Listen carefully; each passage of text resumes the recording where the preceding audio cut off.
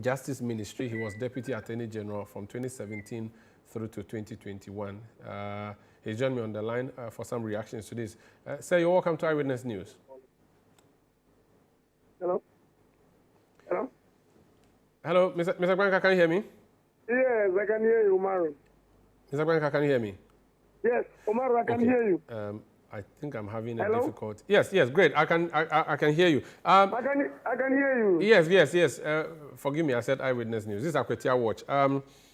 The news is coming through from the Jubilee House that the Chief Justice has been removed. Initial reactions? Well, thank you very much. My initial reactions are very straight to the point, and I've anticipated this from day one. I've said it on your platform. I've said it on other platforms, that the way things were going, this is where we're going to hit. And we have hit them. I'm not surprised at all at what has happened, because from day one, when the complaints were laid and the way issues were handled, some of us foresaw that it was over. And indeed, it is over. And you realize that in the communications, His Excellency the President is saying that he's just a conveyor belt. He's mandated by law to go strictly in accord with the recommendations of the committee. And he says that the recommendations of the committee, among others, are that the Chief Justice will be removed, and that he has self-esteemed and he has conveyed it to the public. That's all. That's all that he has carried out his mandate constitutionally. And as I've indicated, quite a number of experts in the field and a number of us had spoken to this issue, and we said that from the way things were going, from the very beginning, when the petitions were submitted, the process was triggered and etc., we knew that this is where we were going to land. It's not surprising at all. The conveyor belt part was a very popular refrain during the removal of Charlotte Osei and several other attempts at removing persons who occupy positions that have to go through the process that they went through. Having followed the proceedings and observed everything, and having listened to the presidency say that the president was simply a conveyor belt, would you say anything unconstitutional was done? Would you say that the president has clean hands in this matter? Well, I leave it to the conscience of the office of the president and Ghanaians as a whole. I leave it to our conscience. All I can say is that I have said it, and I repeat this afternoon, that my position has been that you can give fidelity to the Constitution and yet be mischievous in the application to achieve a certain desired result. I've said it. And everything I said, everything I predicted has actually come to pass. Because you see, fidelity to the Constitution means following through the dictates, A, B, C, D. If the Constitution says so, you follow it. But in the course of doing it, you can mischievously and out of trying to reach a certain result, follow the process, but even though you're serving the ends of justice and following the Constitution as it is, but you create mischief in the process in order to achieve a desired result.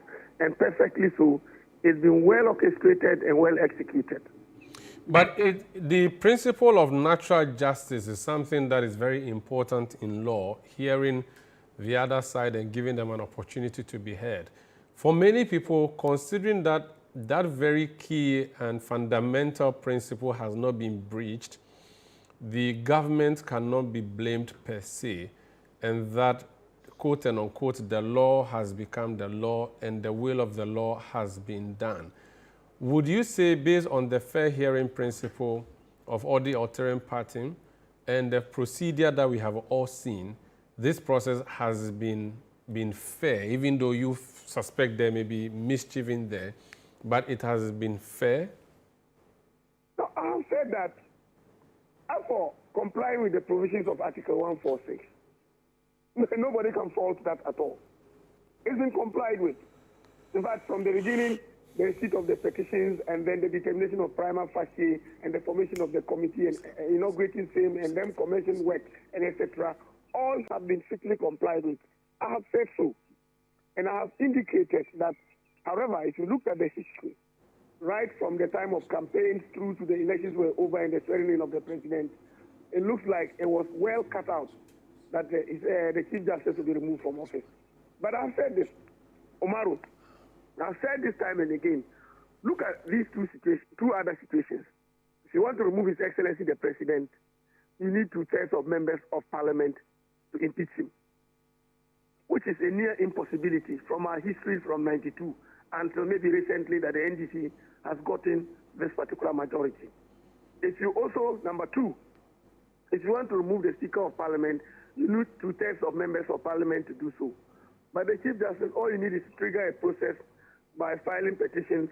The President receives it, and then it is by the decision of the Supreme Court, it is handed to the Council of State to make a prima facie determination. Once that is done, it is sent to the President, and he puts together a committee who will then look into the matter. And that is exactly what has been followed through in this particular situation. But I've said that right from day one, the idea has been that when the NDC wins power, the Chief Justice will be removed from office, and that has been done. There is a view that this may start a precedent where in the future a new president from a different political party may remove the Chief Justice who they come to meet. In the past, Atta Mills came through, met Georgina Wood, and worked with her. Before then, Kufuor came to office and met the CG appointed by President Rawlings and worked with him.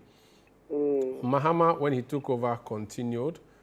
Nana Rodam Akufo-Addo, when he also came, met a Chief Justice, continued with that Chief Justice, but removed the EC chairperson. And many say that was when the precedent was set, and not necessarily the removal of the Chief Justice today. Do you foresee in the future Chief Justices and maybe EC officers becoming political footballs? That's what I see, and you don't need to pretend about it. That's what I see actually coming and happening. You see, when people make the mistake of comparing the removal of the Electoral Commission boss to that of the CJ, it's most unfortunate. The Electoral Commission board does not head one of the three arms of government, and that equalization is much ado about nothing. And I think that those who do such things are deliberately creating mischief to justify whatever evil intent they may have. Because, you see, if, for example, you begin to compare the removal of the Chief Justice to the removal of the EC chair, then you are saying that those two offices, you are putting them apart. But that cannot be, and that should not be. So, again, you have rightly pointed out, and I am telling you, God giving us long life and putting the nation together, it will be repeated. When a president from a different political party comes up in future, there will definitely be a process filed. However frivolous it is, Council of State will determine that there's a prima facie case. The president will then go ahead and form a committee. The committee will bring the recommendations. The Chief Justice will be removed. That is the danger.